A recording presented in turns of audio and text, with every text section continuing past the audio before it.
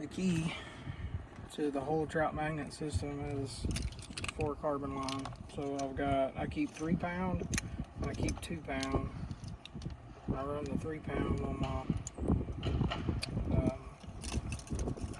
D2 jigs, and then I run the 3 pound or the 2 pound on my 3 pound on the D2 jigs and the 2 pound on the trout magnets themselves. But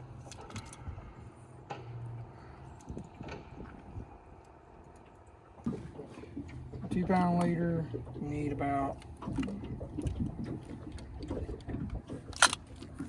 18 inches, 2 foot.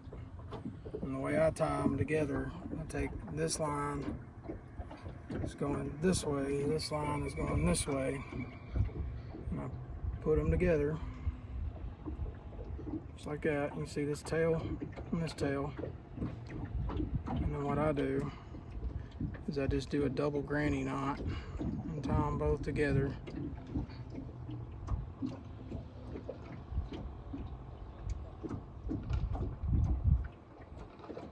There may be a name for this, but I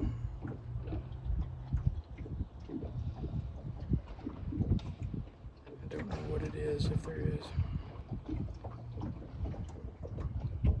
But you do two knots, get them together, and go ahead and pull them down. Now what happens is your tail, one tail's running up, one tail's running down, so your line is not kinked.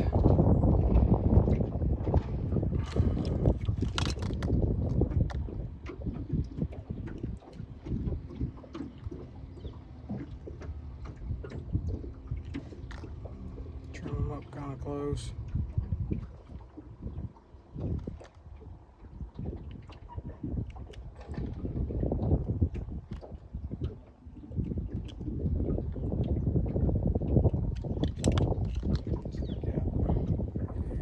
Favorite jig head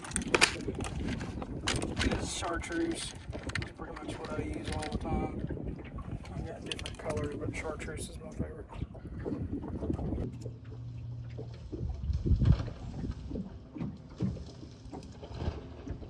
Put it on. There's a bunch of ways to tie it, but the way I do it is I go through, grab that tail with my fingers, and then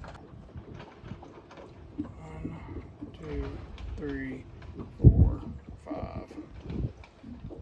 and put the tail through that hole that you made at the top of the jig eye, and then all your knot, you wet it so it don't burn.